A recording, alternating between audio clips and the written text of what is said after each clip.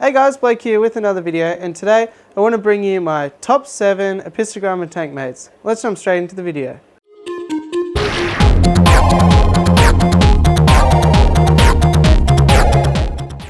So for those of you that are familiar with the channel, you'll know I absolutely love all of my Apistogrammas. I've got a few different types of them, and I've had success keeping them with these tankmates. So when selecting these tankmates, I considered things such as Apistogrammas being mostly a bottom dweller in the aquarium, the fact that they're kind of peaceful, they can be a bit boisterous, especially when breeding. So you want something that's going to be able to either get away or sort of stick up for themselves if they were attacked. Apistogrammas have decent sized mouths, so they are going to be able to predate on smaller fish. And similarly, we want something that's not going to tear up the beautiful fins of these Apistogrammas, so we want something that's going to be fairly peaceful as well to them. So the first one that I've paired with my Apistogramma Agassizii Fire Golds are Golden Wonder Panchax. Golden Wonder Panchax are a type of killifish. They're not an annual killifish. They will live for a few years, and they breed via a spawning mob.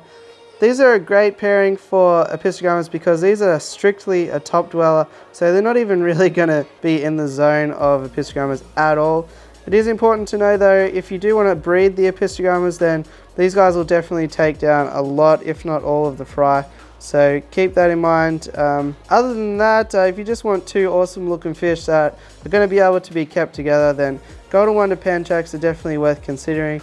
And I've had a great deal of luck here with my Apistogramma Agassizii and Golden Wonder Panchax living together in harmony. So definitely consider the Golden Wonder Panchax. If you don't mind the idea of the Panchax but the Golden Wonder doesn't take your fancy, another option here is this blue Panchax, but pretty much all the same rules apply, so I won't really go into any more depth with that. Just another color variant that you can choose. Gardener Eyes or Australs are also similar options you could choose. In here with my Apistogramma McMasteri, we have some Peppermint Bristlenose. Any bristlenose will do, common bristlenose are perfectly fine, as well as a number of the L plecos. There's heaps of different colors and varieties available, and although they are both in the same dwelling of the aquarium, which is something that typically we want to avoid, they do have sort of different time periods that they're active. So the plecos are going to be active at night, the apistos are going to be active during the day.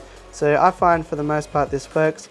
But to make it more likely to work, you're going to want to provide ample caves, because you don't want to just have both of these species in one aquarium to fight over the one cave. As you can see, this cave here has definitely been staked out by the bristlenose, and then perhaps this one over here might be an Apistogramma cave, for example. So give them their own territories and you'll have a lot more success. But another great option could be bristlenose plecos.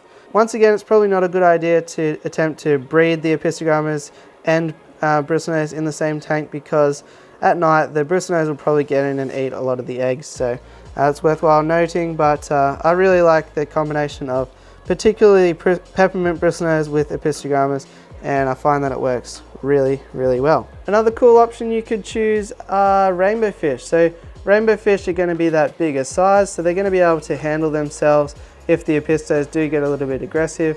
They're also going to be more so a mid or top dweller in the aquarium, so they're not really going to step on each other's toes in that way. Also, Rainbowfish are super peaceful and fast, so not only are they unlikely to attack the Apistogrammas, but they're also fast enough to get away if they are attacked as well. So overall, I think it's a great choice to pair Rainbowfish with Apistogrammas. Just make sure you choose a species of Rainbowfish that likes softer water, because some of them prefer more alkaline conditions. Other than that, you should have a heap of success putting Rainbowfish with Apistogrammas. I definitely recommend it. If you're looking to pair your dwarf cichlid with another cichlid, Angelfish could be a great choice for you. Definitely want to provide lots of caves down below for the apistos to get away, because some of the Angelfish can be a little higher on the aggression scale than other fish. But for the most part, Angelfish are going to want to get a bit higher in the water column than Apistogrammas generally like to go. And the Apistogrammas and Angelfish tend to, in my experience, keep to themselves. I've kept them together before heaps of times, although my Angelfish are more placid than the stories I've heard of other people. So Angelfish could be an option, but proceed with caution and give them plenty of space to do their own thing and set up their own hides. So would recommend, with an asterisk, angelfish and apistogrammas being kept together. These guys here are another option that you could choose to pair with your apistogrammas. These are Emperor Tetras, also known as Kerri Tetras.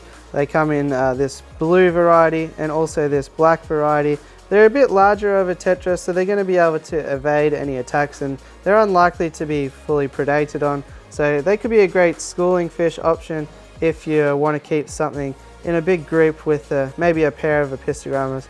Could be a great option. So Kerri Tetras are the next one on the list. Similar to Rainbowfish, these guys are a bit of a cousin, but they definitely work really well in the apistogramma pairing tank, and these guys are Ornate Rhads, or Rhads, you'd probably find them under, RHADS.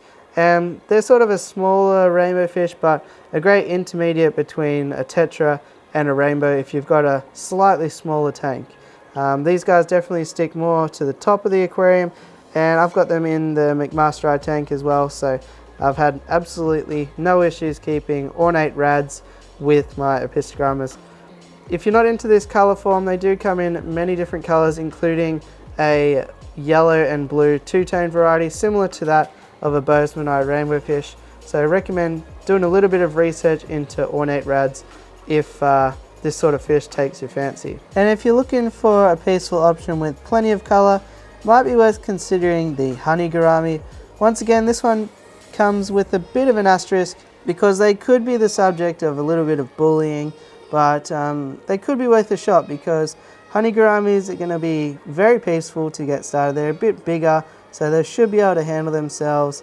They're going to stay a little bit higher in the water column, so they should keep out of the apisto's way, but it just depends which apisto you're going to pick up and the aggression scale when they are in breeding mode. So worthwhile considering honey gouramis or dwarf gouramis as a tank mate as well, because they should keep out of each other's way, and honey gouramis or dwarf gouramis should be able to stick up for themselves. So I'd give it a go and just wait and see, but have a backup plan if you do decide to pair these guys together. So there you go, guys. Hopefully you enjoyed this video. Hopefully it's given you a couple of ideas of fish that you can keep with your apistogrammas. If you like the video, it always helps me out to smash like, hit subscribe, and all that fun stuff.